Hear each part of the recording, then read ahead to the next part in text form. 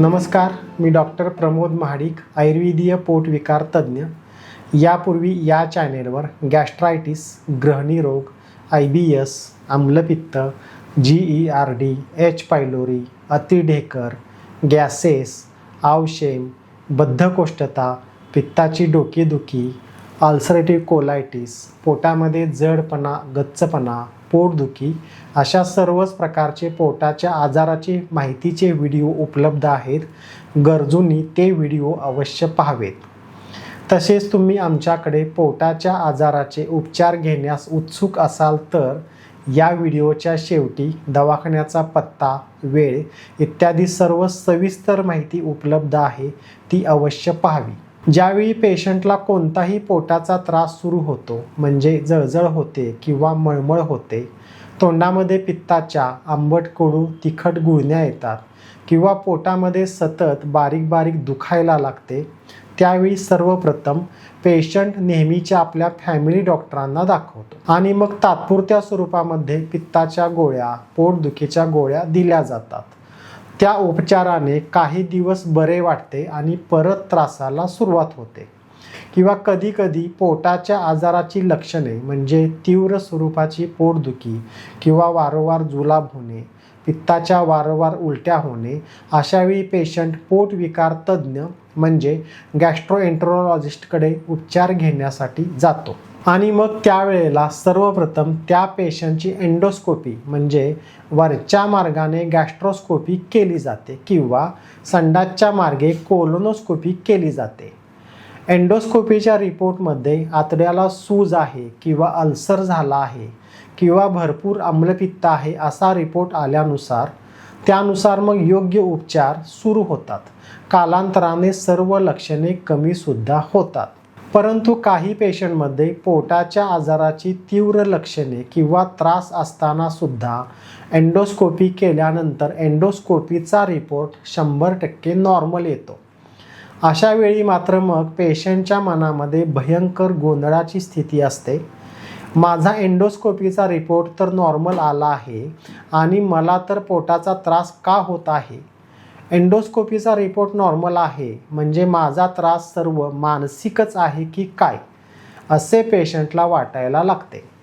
आणि डॉक्टरांच्या बाजूने सुद्धा एंडोस्कोपी नॉर्मल आहे, विशेष काहीही नाही, म्हणून त्या पेशंटकडे विशेष ध्यान दिले जात नाही, लक्ष दिले जात नाही, हे सुद्धा सत्य आहे.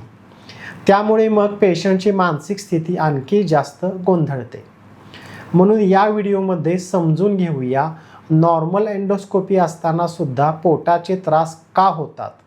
पोटाच्या आजाराच्या पेशंटसाठी हा व्हिडिओ अतिशय महत्त्वाचा आहे. व्हिडिओ शेवटपर्यंत पहा, पूर्ण समजेपर्यंत परत परत पहा. तसेच आपले कुटुंबीय किंवा मित्रपरिवारामध्ये कोणाला हा त्रास असेल त्यांना हा व्हिडिओ अवश्य शेअर करा. तसेच doctor Pramod Mahadik acidity clinic हा चॅनेल जरूर सबस्क्राईब करा, व्हिडिओ लाईक करा. एंडोस्कोपी म्हणजे काय? ज्याप्रमाणे आपण रक्ताची तपासणी केली म्हणजे रक्ताच्या सर्व घटकांची संख्या समजते, पेशी वाढलेल्या आहेत का ते समजते आणि त्यानुसार आपण आजाराचे योग्य निदान करू शकतो. तसेच पोटाच्या आजारामध्ये एंडोस्कोपी केली जाते म्हणजे सोप्या शब्दामध्ये आपल्या आतड्याच्या नळीचे आतून व्हिडिओ शूटिंग केले जाते व फोटो काढले जातात.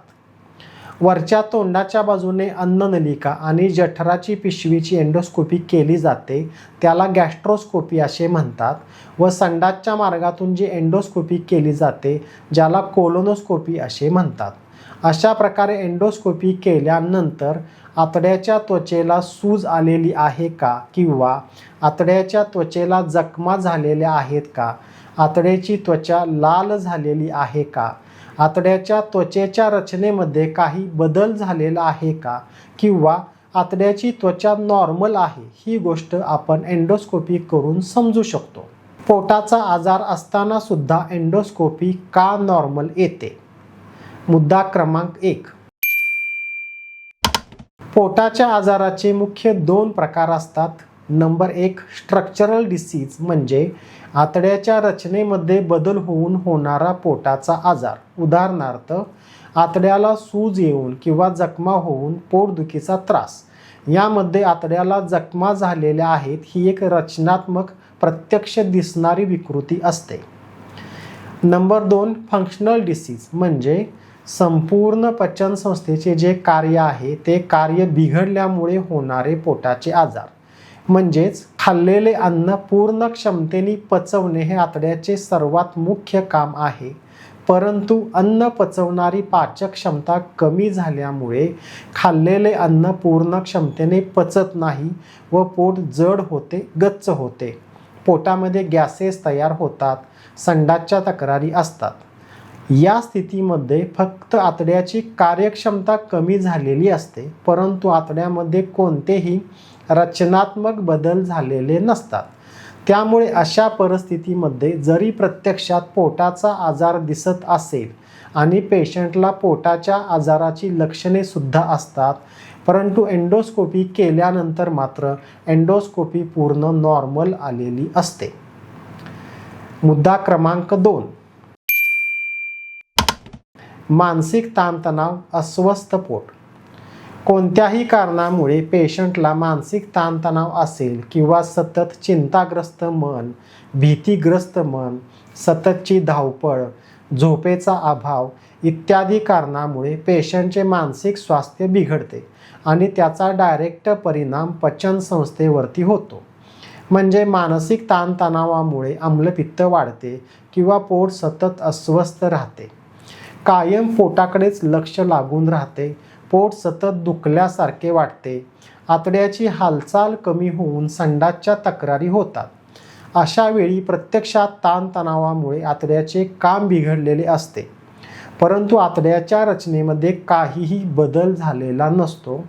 त्यामुळे अशा पेशंटमध्ये पोटाच्या आजाराची लक्षणे प्रत्यक्ष दिसत असतात, परंतु तरीसुद्धा पेशंटची एंडोस्कोपी पूर्ण नॉर्मल येऊ शकते.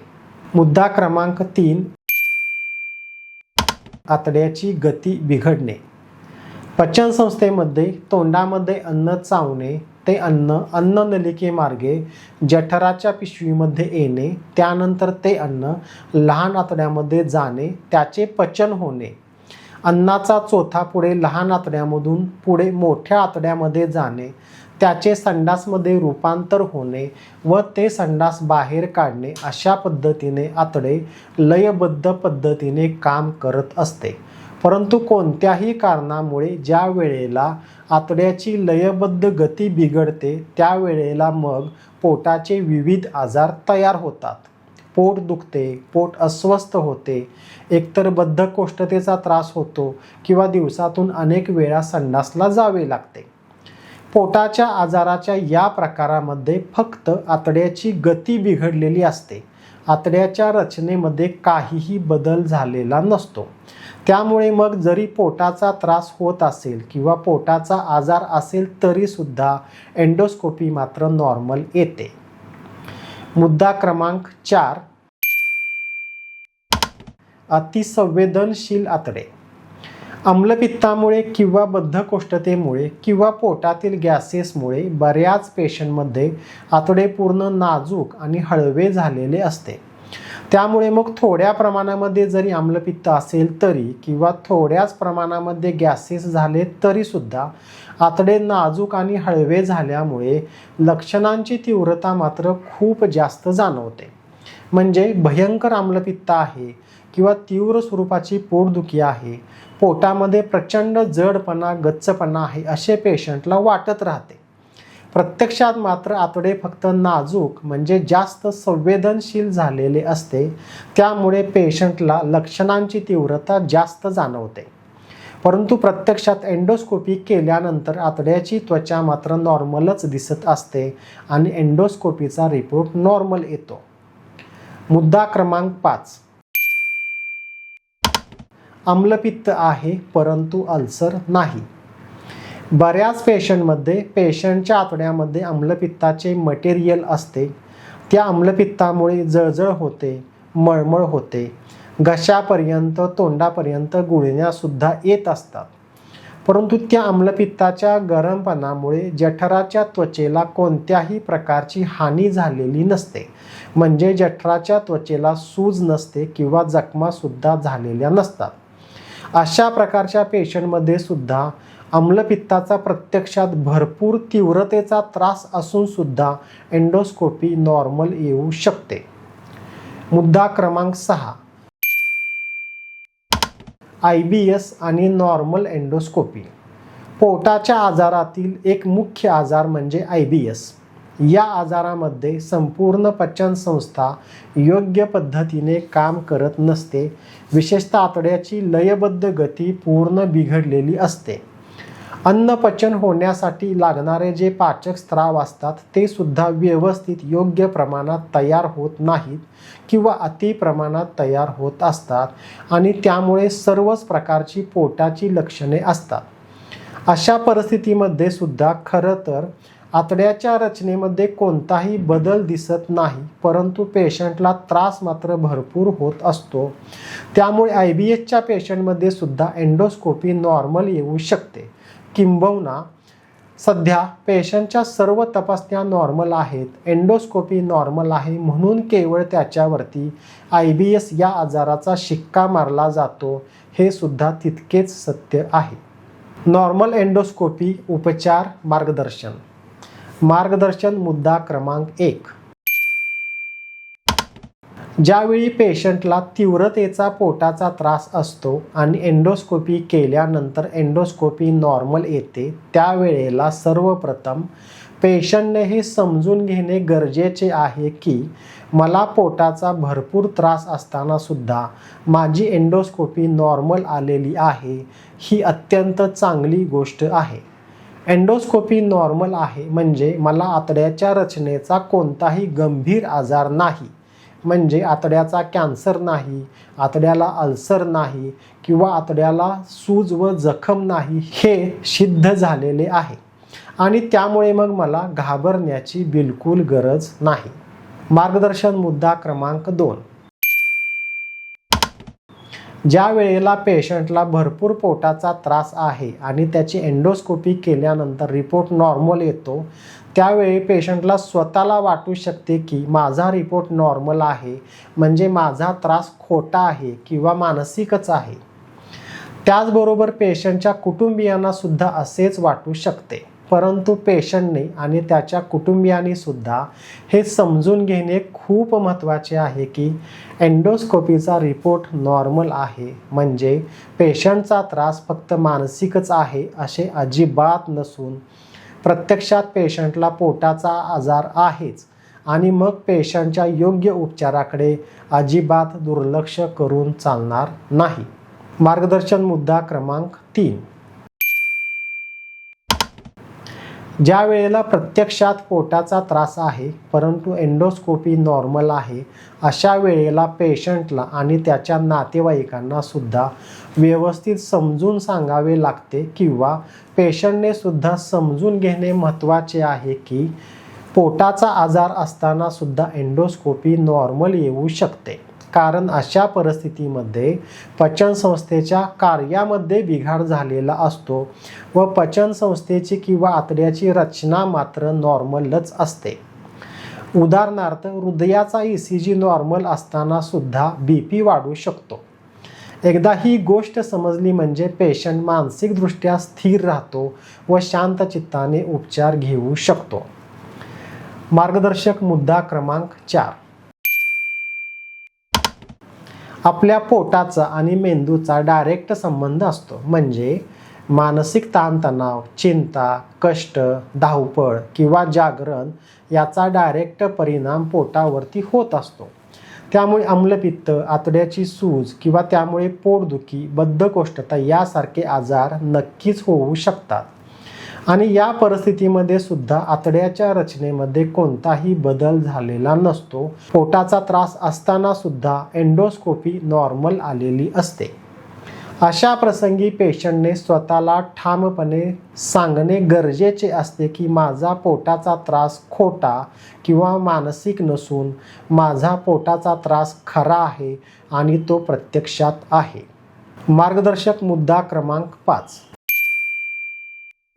ज्या वेळेला पोटाचा त्रास असताना सुद्धा एंडोस्कोपी नॉर्मल आलेली असते त्यावेळेला पेशंटने हे समजून घेणे गरजेचे आहे की माझा आजार जीवघेणा नक्कीच नाही, परंतु हा सुद्धा गैरसमज करून घेऊ नये की मला विशेष उपचारांची गरज नाही.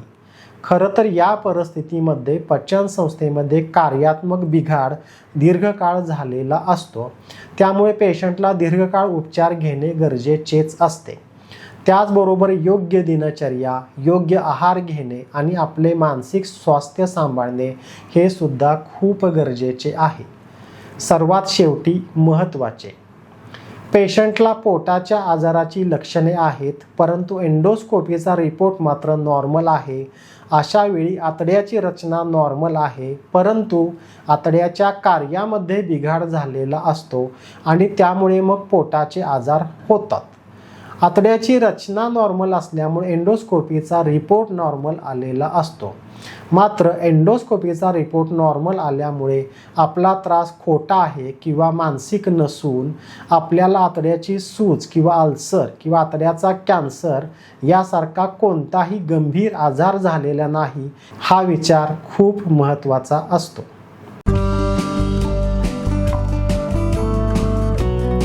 आपण डॉक्टर प्रमोद महाडिक यांच्याकडे पोटाच्या आजारावर आयुर्वेदिक उपचार घेण्यास उत्सुक असाल तर पहिल्यांदा डॉक्टरांना प्रत्यक्ष भेटणे गरजेचे आहे. पेशंटला प्रत्यक्ष न पाहता थेट ऑनलाईन पद्धतीने उपचार उपलब्ध नाहीत.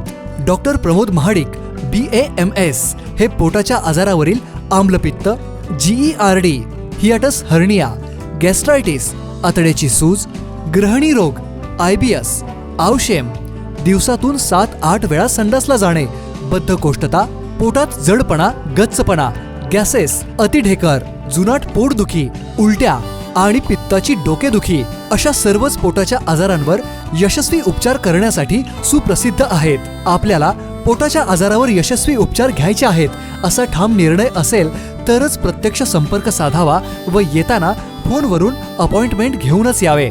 येताना आपले सर्व रिपोर्ट म्हणजे सोनोग्राफी, एंडोस्कोपी, रक्ताच्या तपासण्या व आधीच्या उपचाराची सर्व माहिती अवश्य घेऊन यावी.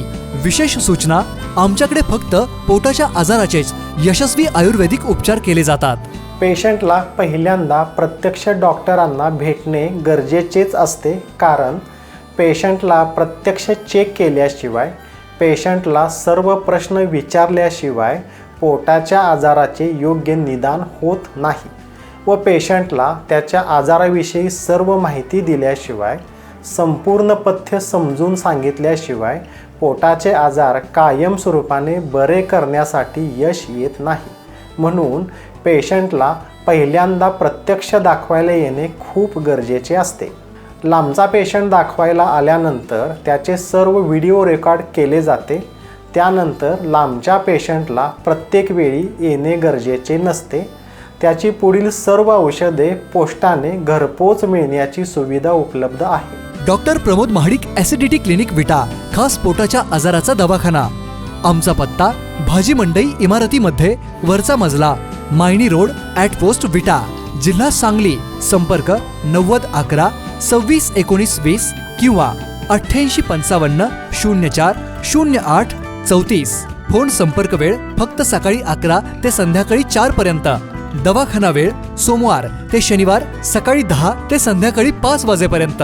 रविवारी सुट्टी.